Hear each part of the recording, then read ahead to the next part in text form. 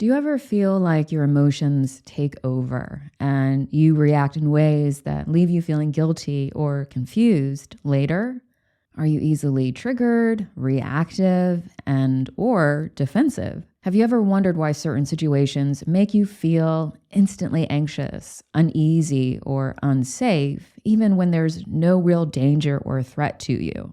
Do you find yourself repeating behavioral patterns like people-pleasing, perfectionism, or avoidance? Those are all indications that you're operating from trauma responses.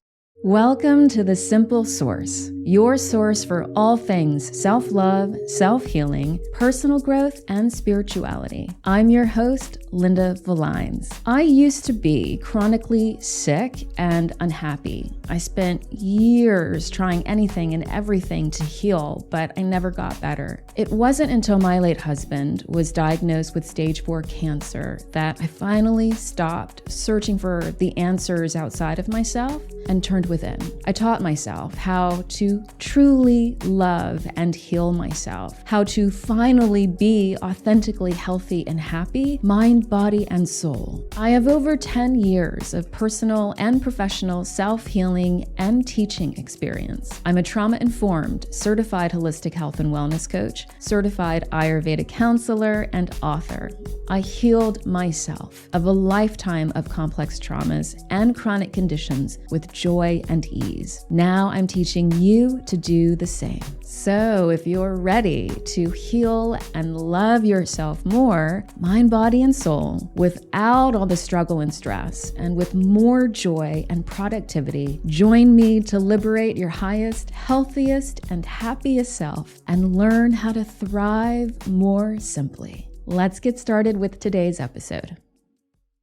So I said in my What's Trauma All About basically episode that I was going to do a different episode on trauma responses. So here we are. Now, a lot of people, most people to be honest, unconsciously respond to life, relate to their life, relate to themselves, relate to other people, relate to their healing journey from their trauma responses. That, of course, means that your life is then ruled by your traumas, by your unresolved fears and unprocessed emotions, and that you're stuck living from your wounding. And that's why the same problems show up, the same relational patterns and dynamics persist that aren't awesome. That's why the same type of people annoy you, aggravate you. That's why the same type of dysfunctional people come in and out of your life cyclically. That's why you have a difficult time letting go and relaxing. You're relating to yourself. You're relating to your life, to the people in your life from how your brain and your nervous system have adapted to your unresolved traumas, meaning your past experiences that were deeply emotionally, psychologically, and physically stressful and overwhelming to your nervous system. So I highly recommend that you go back and listen to my trauma episode where I explain what trauma is, if you haven't done that yet, so that you are clear about what trauma really is, because there is a lot of misconceptions about that, and I clear a lot of that up in a really simple and succinct way. So really recommend that you listen to that episode. If you're like, what is she talking about? Trauma responses, go back there and then come back here. All right. So when you recognize that you have unresolved traumas, then you also have to recognize the ways that those unresolved traumas are affecting you. One of the major ways that you can do that is by examining how you relate to yourself, to your life, and other people in a way that is dysregulated and stressful and emotionally reactive, meaning your trauma responses. So most of my life was spent highly reactive. I was so easily activated by what people said, what they didn't say, what they did, what they didn't do. Very attuned, very sensitive to how people treated me, to how I perceived that they thought of me. I was always very tense, very judgmental, very angry, very critical, very harsh toward myself and toward other people. Now, on the outside, I was charming and put together, and like an agreeable, cool person. But inside, this is the key, right? That was all the facade. That's the mask. That's me pretending to be quote unquote normal and fine when inside I was like chronically unhealthy and unhappy. So that was my reality for most of my life. I was just constantly in a state of inner and outer conflict, inner and outer tension. There was never really any peace, right? Because I was always reacting to myself, to my life, to other people in a very wounded, very easily aggravated, agitated, defensive, and sensitive manner. And so when I became aware of my traumas in my healing journey, and then as I became trauma-informed professionally, I understood that I wasn't just like this short-tempered or like mean, judgmental, critical, perfectionistic person like by nature. That wasn't just like who I was, it's just part of my personality. I'm short-tempered, which is what a lot of people do. They just minimize those aggravated, wounded aspects of themselves with that fixed mindset and say, that's just who I am. I began to understand that I was simply traumatized. Those were traumatized aspects of myself. And those traumatized aspects of myself developed behavioral and relational coping mechanisms, defense mechanisms, and strategies to avoid being re-traumatized. Now, that's an unconscious process. You are not consciously thinking, oh, there's like a wounded part of myself, and so I need to adapt to that wounding so that no one sees that I'm wounded and I appear fine. You are not consciously doing that, okay? This is a deeply subconscious, innate aspect of how your mind works, because your brain has an intrinsic aversion to fear and a lack of safety, because that's its number one priority, like to keep you alive, to keep you safe. And so when there's unresolved trauma, that means that there's unresolved fear. Innately, that is what that means. Unresolved high levels of stress and emotional dysregulation. So that all translates into your survival mode, your nervous system turning on or chronically being activated in survival mode. And so that's an unconscious process. And so when you are avoidant of your traumas, meaning you are not actively acknowledging their role in your life and how they've shaped you, your present self, your present behavioral patterns and habits and your circumstances, your mind and your nervous system are still operating from those unresolved traumas, okay? Doesn't mean that just because you're not conscious of your trauma responses that you are not responding to your life from a traumatic narrative or a traumatized inner state, meaning when fear and stress are still like looping in your brain, your subconscious programming in your body and your nervous system. Just because you suppress your emotions, just because you stop consciously thinking about something, right? You're like, I'm not going to think about that. That makes me uncomfortable. I don't like the emotions surrounding that. I'm just going to move on, think about something else, right? So many people do that. That doesn't mean that your traumas disappear. Like there's no way that is a resolution. That's just avoidance. That's a trauma response within itself. And you have to understand that trauma is still part of your brain and your body. So believing that trauma goes away with time, which is a horrible, normalized myth that we need to stop feeding into, believing that trauma goes away with time, believing that just because you stop thinking about it, it's no longer a part of your reality, is just simply false. It's not in any way true from a physiological, biological, or neuroscientific perspective. Your subconscious mind remembers everything. Your body, your cells remember everything. That's part of how you are designed. So you can't trick your brain and your body into releasing and resolving trauma by avoiding it or by spiritually bypassing it. That's why the same issues keep showing up in your life. That's why you're stuck in your career and your finances and your relationships and your health, etc. It's why you're not thriving the way that you deserve to thrive and want to thrive. So if you want to take ownership of your health, your happiness, and your healing journey, then you have to take ownership of your traumas and ownership of resolving them holistically. Because again, that's not going to happen on its own or with the passage of time. So a key to resolving trauma is understanding how you are responding to your life, to the situations in your life, to the people in your life in a traumatic or trauma narrative way. So are you reacting from a place of inner stress, inner tension, and conflict, meaning nervous system hypervigilance, dysregulation, survival mode? Or are you responding from a place of awareness, consciousness, presence, and regulation? So if you're mostly reactive, meaning you're relating to yourself, you're relating to your life, you're relating to other people in a stressful, hypervigilant, judgmental, tense, defensive, or emotionally reactive way, then that is a sure sign that you're showing up for your life in perpetual trauma response mode.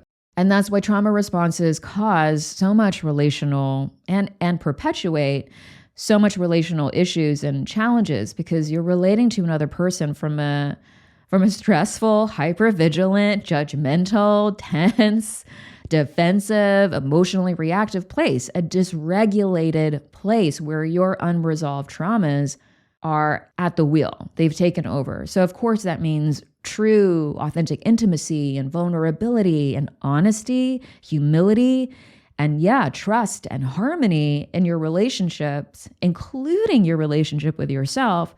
Those are all going to be very challenging, friend. And operating from your unconscious trauma responses means that you continue to show up for yourself and your life and your relationships in a wounded way. This is key, okay? Because unresolved traumas are just unresolved wounds. And so that means that you're innately disconnected from your authentic self if you're showing up for your life in a wounded way. And when you're living your life as your false, wounded self, your traumatized self, then how can you thrive? How can you heal? Because you can't be showing up as your wounded self and heal. That's a complete contradiction. And I say that all the time, but people don't get that. And it's a very simple fact. Like, you keep relating to yourself in a wounded way. You keep relating to your healing journey in a wounded way. You keep relating to the people in your life in a wounded way, and yet you're expecting to heal. I mean, that's just never going to happen. What's going to happen is you're going to perpetuate those wounded narratives and those wounded patterns and cycles. And so that's why healing is so unproductive if you're relating to yourself and your healing journey and the people in your life and your life in a trauma response way. So trauma responses, they basically distort your perception of reality because you're perceiving your reality through the lens of unresolved trauma and wounding and unprocessed emotions, and certainly a lot of limiting beliefs. So, of course, that's going to create, black and white thinking, polarizing thinking, anxiety, worry, hypervigilance, all that stuff. And so that means that you just exasperate cycles of fear and shame and emotional dysregulation and more stress and avoidance and definitely codependency. Because if you're not making different conscious choices, different healing choices, relating to yourself in a more conscious healing way, then nothing is going to change. That was one of the big aha moments that I had in my own healing journey was I can't keep showing up for myself. I can't keep showing up for my life in the same stressful, angry, bitter, judgmental, critical, perfectionistic, caring about what everyone else thinks, doing the same shit and expecting stuff to change. That makes no sense. I mean, that is the literal definition of crazy, according to Einstein, who's, he's a hero. So how you react to stresses, how you become activated, those are all essentially just self-protection mechanisms. They're strategies that your nervous system, your brain, and your body developed to keep you safe. So let's remember that, right? That's what trauma responses are. They're not parts of you that are bad or wrong or broken. Like your brain and your body and your nervous system are just doing what they're designed to do. We have to begin to adopt that truth and embody it. Any imbalance is not indicative of you being broken, okay? The body, the brain, the nervous system, all your cells are so supremely intelligent, and you have to give them some respect and honor that they know what the fuck that they're doing. You are literally an entire fucking universe. There is so much shit happening in your body, in your brain, all the time, every millisecond. I mean, millions and trillions of connections and orchestrations and things harmonizing and communicating so that you exist moment by moment. There is no fault in that. Yeah, sure, we can create maladaptive environments. We can create stressful environments for our brains, for our bodies, for our nervous systems, but they are wired to adapt to those environments. Like that's built into their programming because everything in nature wants to survive. And so that means everything in nature knows how to adapt. So it means that these trauma responses are your brain, your nervous system, your body doing exactly what they were designed to do, and that's keeping you safe. Now, you have to understand that human life today has evolved rapidly from the primitive design of, our subconscious brain and our nervous systems. Our physiology and our biology hasn't really caught up to modern life. And so that's why so many people get stuck in like chronic survival mode, chronic nervous system dysregulation, because you're just stressed all the time, mentally, emotionally, physically, whether that's unresolved traumas, whether that's a poor diet, whether that's a sedentary lifestyle, whether that's toxic relationships with a person, with social media. I mean, you name it. Modern life is stressful. And so if you're not conscious of it and you have a lot of unresolved traumas, then innately your life is just one moment of stress after stress after stress after stress. And so you have to become really curious and intentional about how am I relating to myself? How am I relating to my life? How am I relating to this moment, to the people in my life, to the circumstance? And when you begin to ask those questions, then you become aware of, oh, am I reacting? Am I being activated by something right now? Or am I present and am I being responsive and am I regulated? And when you can make that differentiation, then you become empowered in the moment. And then that's when you can start to heal, because then your wounded self is no longer just like, leading the charge of your life, taking over every moment. You start to become in command of your life and you get to show up more authentically moment by moment. And that means you're going to heal more productively and joyfully. So let's talk about trauma responses. I went on a little bit of a tangent there. So trauma responses are again, basically survival mechanisms that are rooted in unresolved fear, which in modern times is basically stress.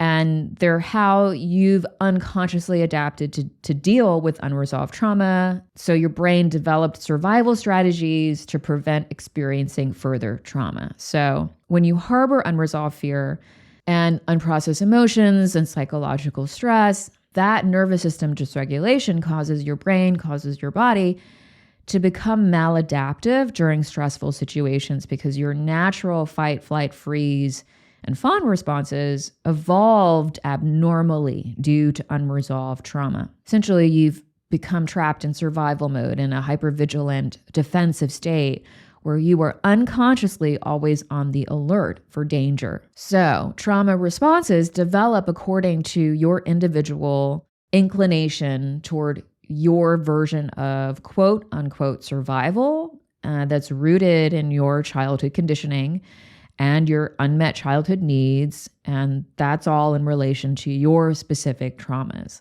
So when trauma triggers or activates your survival response, meaning something very significantly stressful, emotionally overwhelming, activates your nervous system survival response, and then you don't resolve that stress, that fear, that threat, your brain's processing capabilities become impaired, over time, because the completion of that stress cycle was not finished.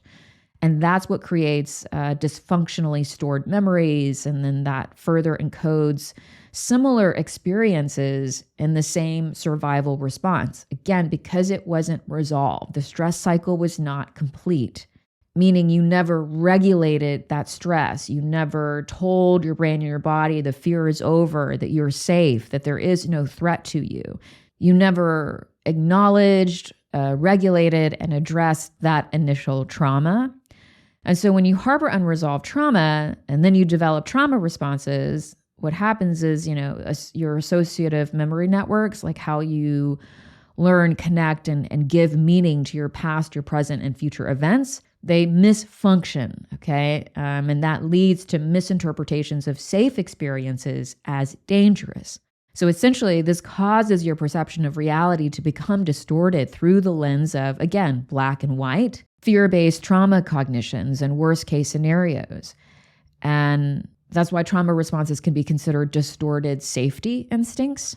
Now, to give you some perspective, people that are not run by unresolved traumas, who have balanced nervous systems, have easy and flexible access to their survival responses when they are faced with stress. That's key. Flexible access to their survival responses. They're not stuck, right, in survival mode. They can move through that stress and resolve it. They're able to use their survival responses appropriately, and then their stresses get resolved productively, meaning that they are then regulated and return to safely and calm efficiently. However, people with unresolved trauma, particularly unresolved complex trauma, you have overactive nervous systems. And overactive nervous systems, you develop habituated survival responses due to that over-reliance on defensive coping strategies to mitigate unresolved fears and stress. And so you're unable to reestablish a sense of safety and calm because your survival responses have become maladaptive because they never got turned off. They never got resolved. Now, as I discussed earlier, trauma responses prevent you from being authentically relaxed when there is no genuine threat because your wounded self is at the helm. And so that means you are stuck in that stress or survival state, and that hinders your ability to heal because if you listen to my podcast, I say this probably every single episode, but you cannot heal in a state of stress, like chronic stress to be specific, like biologically, physiologically, from a neuroscientific perspective. That is just not how you are designed. And that's how many people try to heal. And that's why many people struggle to heal. You can't heal when you're stuck in stress and survival mode. And so when you are habitually showing up for yourself and for your life from a trauma response, that means that you then become over-reliant on that false self, that wounded ego, those defensive identities, because you're always on guard, right? And then that makes you essentially reluctant to grow because it's your wounded ego that is very scared of change and uncertainty. It's at the helm. And so trauma responses then, of course, inhibit your ability to relate to other people and relate to yourself in a different, more conscious manner because you've created an attachment to your defense mechanisms, to your survival strategies. And so when you relate to yourself, when you relate to other people, when you relate to your life primarily via your unconscious trauma responses, you can't truly thrive then because health and happiness, genuine health and happiness, not contrived, pretending to be healthy and happiness, genuine health and happiness belong to your authentic self. And so when you're being driven by fear, unresolved traumas and fear, and you're stuck in a hypervigilant, chronically stressed state, genuine health and happiness is out of your reach. So knowing your trauma response is going to help you understand why you behave and think and feel the way that you do. So it's really important to gain this awareness and understanding of your individual trauma responses, because then you have a roadmap of A, what needs to be healed, and B, how to heal, because then you become mindful, then you become aware of those patterns.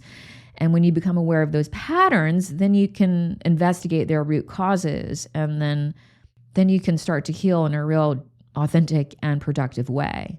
And so you have to become conscious of what your trauma responses are by acknowledging your traumas and becoming very aware and intentional in every moment so that when you are activated, you can respond to your trauma responses in a self-loving, self-empowered, and self-healing way. And that's going to equip you to resolve your traumas, to resolve your fears and stresses in a more holistic manner and also in a far more productive way, because you're going to improve the way that you're relating to yourself and also the way that you're relating to your life and to the people in your life. So here are the 4 types of trauma responses. So again, everybody remember, trauma responses are how your very intelligent, very adaptive brain and nervous system try to accommodate for unresolved fear and stress and unprocessed emotions. So these trauma responses do not mean that there's something wrong with you, okay? A trauma response is not a flaw. It's not a personality defect. They're just protective adaptations for the unresolved traumas that you have not healed. And this is a very common issue for literally practically everybody. So there are 4 main types of trauma responses. There's fight, flight, freeze, and fawn. The fight trauma response is about control, aggression, and that's how you feel safe. And so the fight trauma response means that you react to stress and perceived threats with anger or hostility. The response is to fight. So relationally, that means people with a tendency toward a fight trauma response are controlling, they're demanding, they're self-entitled, they're aggressive. They adapt to their inner insecurities, to their fears of abandonment and rejection and all their unresolved traumas by forming a false sense of superiority often. And narcissistic, bullying, sociopathic type A personality traits are adaptations of a fight trauma response. Now, that doesn't mean that everybody with a fight trauma response is a narcissist. I'm just saying that those personality traits are rooted in a fight trauma response. Now, the flight trauma response is when you rely on behaviors like perfectionism, busyness, obsessiveness to feel safe. And that means that you react to stress and perceived threats with compulsions and a heightened need to achieve, to correct, to produce. That means you're probably prone to anxiety, to worrying, and that makes you probably an overachiever. And then that makes you also very resentful in relationships and in your life. So that means that you adapt to your inner insecurities and fears of abandonment and rejection and your unresolved traumas with haste, with hyperactivity, trying to stay busy, trying to be perfect, trying to prove yourself, trying to produce, trying to achieve. So obsessive compulsiveness, ADHD, micromanaging, workaholism, addictions to adrenaline, all of that are adaptations of a flight trauma response. Now, people with a freeze trauma response rely on avoidance and disassociation to feel safe. So that means you react to stress and perceived threats by isolating, hiding, camouflaging. You're prone to seclusion, to denial, to underachieving, daydreaming, sleeping too much, procrastinating, retreating into yourself. Those are all freeze trauma responses. Having difficulty responding, having difficulty taking action, that's all a freeze trauma response. And that means that you adapt to your inner insecurities and your fears of abandonment and rejection and your unresolved traumas by running away, by detaching, by denying, by not trying, by fantasizing and disconnecting. And so numbing behaviors, spacing out, social anxiety, those are all adaptations of a freeze trauma response. And finally, those with a fawn trauma response, you guys rely on appeasement, compliance, people pleasing to feel safe. That means you react to stress and perceived threats by overcompensating for other people. And that means you lose your own identity in the process. This is the codependency trauma response. So this is when you self-neglect, self-abandon. If you're prone to caretaking, you like to perform for other people. And if you tend to be in relationship with narcissistic personalities, that's all indicative of a fawn trauma response, because you like to make other people happy before making yourself happy. And that leads to feelings of resentment, being taken advantage of. So that means that you adapt to your inner insecurities and fears of abandonment and rejection and your unresolved traumas by false peacemaking. right? Servitude, being a doormat, compromising yourself to gain approval, acceptance, love. Again, codependency is like the number one example of this, and codependency is so normalized and so prevalent. And so now what's important to know, those are the 4 different types of trauma responses. Although the characteristics of each type of trauma response are distinct, it's actually quite common to have a combination or a hybrid of trauma responses. It's really rare just to have one trauma response, and that's the only way that you show up in your life from a wounded place. Trauma responses can often overlap or shift based on different types of triggers or activations, meaning different types of stresses, different types of situations. So also keep in mind that like everything in life, trauma responses fall on a spectrum, okay, ranging from mild to severe. So, you don't need to be like, oh yeah, like that's me, to be like reacting from a trauma response. Maybe you just identify with one thing, and that one thing is indicative of you being in a state of nervous system dysregulation and operating from unconscious, unresolved traumas. You don't need to recognize every single trait of a specific trauma response to determine if it's one of your coping mechanisms. And different circumstances and activated wounds are going to elicit different trauma responses. So it's normal to have varying trauma responses that vary on the spectrum depending on the type of stress. Okay, so now that you know what trauma responses are, the next part, of course, is how do you become conscious of them in the moment, right? How do you start noticing when your trauma responses are running the show? So very, very easy signs to look for. The fight trauma response. If you are experiencing the need to be in control, if you're acting defensive, if you're being angry, aggressive, if there's a need for dominance, that's the fight trauma response.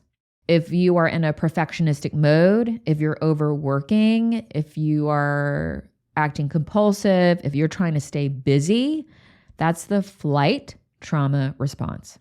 If you are being avoidant, if you're disassociating, if you're procrastinating, if you are taking no action, that's the freeze trauma response. And if you're people pleasing, if you're like over apologizing, and if you are neglecting yourself for someone else, that's the fawn trauma response. Those are very, very clear signs for when those trauma responses are showing up. So what's important when you begin to develop awareness of your trauma responses, right? When you're like, oh, I'm like people pleasing right now. Why am I doing this? Why am I over apologizing? Oh, I'm being avoidant. I'm really avoiding having that conversation. Or, man, why am I not taking any downtime for myself? Or why do I need to be in control of the situation, right? Why can't I just let go? When you start to become aware of your trauma responses, your patterns, when and why they show up, and how often you have to maintain love and acceptance and patience and understanding and compassion for those parts of yourself. Those are the wounded parts of you, the parts of you that need your attention and care and to know that they are safe. And you do that, you give them that safety and that care by loving them, not by rejecting them, not by judging them, not by avoiding them, and certainly not by shaming them. So this is your invitation to accept those aspects of yourself as valid because they are, because they served a purpose. They kept you safe. Yeah, sure, in a maladaptive way because it was formed from unresolved trauma. But that doesn't mean that they're bad or they're broken or they're wrong. You have to embrace them. You have to love them. They're parts of you that are valid, that deserve your attention, that deserve your healing. And that's the only way that you can recondition those responses and truly foster an environment of inner safety that tells your brain, that tells your body and your nervous system that you are safe, that the trauma is over. So every time you become aware of a trauma response that's being activated, right? Why am I over apologizing? Why am I being so defensive? Why am I being so avoidant? Why am I being perfectionistic right now? Every time you become aware of those behavioral patterns, that's a significant healing opportunity, friend. That's a significant moment for you to practice self-love, self-acceptance, instead of self-rejection or self-judgment. And that is self-healing. So you have to remember that you are not your trauma responses, right? You're not your thoughts, you are not your feelings, and you are not your trauma responses. These are temporary patterns if you become conscious of them and invest in healing your traumas and reconditioning your nervous system responses. Your trauma responses are not your permanent identities, okay? So when you relate to them in that way of okay, these are the wounded parts of myself. This was a temporary coping safety mechanism that served me for a time that no longer serves me. So now I'm going to become present and conscious and self-loving and self-healing and tell my brain and my body and my nervous system, I'm safe, right? I don't need to relate to myself, to this person, to the situation in my life in a tense and fearful and aggravated, avoidant, and people-pleasing way. All right. I don't need to self-reject. I don't need to self-neglect. I don't need to self-impose. I don't need to manipulate. I don't need to control. I can just be myself. And when you start to develop that awareness and you start to make those conscious healing choices in the moment, because that is a choice. What I just described are choices in the moment to say, I'm not going to shame that part of myself. I'm not going to avoid that part of myself. I'm going to accept it. I'm going to see it. I'm going to validate it. I'm going to recognize it for what it is, which is a wounded part of myself that needs love. And then I'm going to give that part of myself love. That's a conscious healing choice. And when you start to show up for yourself and for your life that way, there is no way that you're not going to heal, because you're showing up for yourself. You're showing up for your healing journey in your life and the people in your life in a very different, more empowered and less reactive way. I think trauma responses should be called trauma reactions because they're unconscious. Because responsiveness is consciousness. Responsiveness is taking a moment to respond, as opposed to the compulsive reaction of aggression or anger or manipulation or people-pleasing, etc. The real power move is to go, okay, whoa, something's happening right now. I feel dysregulated, right? It's just, that could even just be like the smallest moment of recognition. And instead of bypassing that, instead of being bulldozed by whatever emotional reactivity is happening in the moment, you have to give reverence to that awareness. Okay, that's becoming mindful of going, I'm noticing something tense in me. I'm feeling dysregulated. Like, lean into that awareness, okay? Because that is your highest self tapping you on the shoulder going, hey, this is a moment for you to heal. This is a moment for you to make a different healing choice for yourself and relate to yourself in a less aggressive, less wounded way. And then take that moment of awareness to just breathe. My goodness, like that within itself is so regulating, is so helpful for your nervous system and your brain. Because also the unconscious reactivity is without breath, right? You're not thinking, you're just like, you're literally being bulldozed by your wounding. And so if you just pause and breathe from your belly and take like 2 seconds to just take a breath, then you can settle. Then you can become more present. And you can say, okay, that's a trauma response. I'm not my trauma response. So how do I want to show up in this moment that's going to serve my authentic self and my healing? So here's your action step for the week. I want you to set an intention to recognize when a trauma response is active or has become activated. And all I want you to do is validate it. That's always the first step. And it's actually the most important step, because a lot of people, again, instead of validating, it's rejection or denial, avoidance. None of that is healing. So when you become aware, you set that intention, I'm going to become more aware of my trauma responses. Okay. Then when you recognize that's been activated, validate it. Say, I'm being controlling right now. I'm people pleasing right now. I'm overworking myself right now. I'm trying to be perfectionistic right now. Just acknowledge it for what it is. And again, take that breath. That breath is so important because then you're no longer reactive from an unconscious place. When you take command of the breath and you breathe deeply into your belly, you are then in command of your nervous system. You're telling your body, it is safe for me to breathe deeply. I am not in danger. And that simple act is so profound, and you have to get in the habit of doing that. Then you can show up in your life in a more responsive and conscious and healing manner. So take that breath. Then tell yourself that the response is coming from a place that is scared. Tell yourself that that response is coming from a place that doesn't want to be hurt. So then acknowledge that wounded aspect of yourself that's anxious, that's nervous, that's worried, that feels insecure, that's feeling reactive, emotionally unsafe. Tell that part of yourself that you see it, that you love it, and that it is okay for them to exist and that you are here for them. And then you breathe again, friend, really deeply, and take that breath with love and compassion for yourself. And then you feel whatever you need to feel.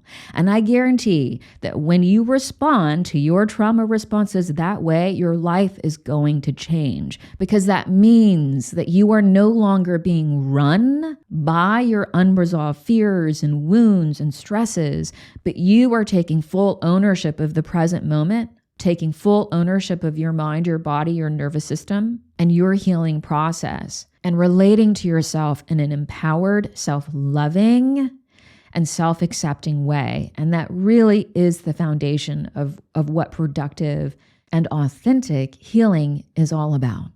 Thank you so much for joining me today in The Simple Source. I hope this episode has inspired you, reminded you of your healing power, and reawakened you to who your true and highest self is. If the show has empowered and enlightened your self-love, growth, and healing journey, please share this episode, leave a positive review on Apple or Spotify, and subscribe to be reminded of new episodes. I am so grateful for your presence, and all of your comments and your support are seen and read and deeply appreciated. They really do help this show so much. Also, sign up for my newsletter, The Weekly Source, to get more healing tips, motivation stories, and to get to know me better. And if you haven't read my book, Unconditional, You Are Perfect As You Are, I invite you to get your copy today and start reading. And lastly, I would love to see you inside my Source membership, the only holistic and comprehensive step-by-step self-healing program that is proven to work. It's time to stop struggling to heal and time to learn how to thrive more simply and joyfully.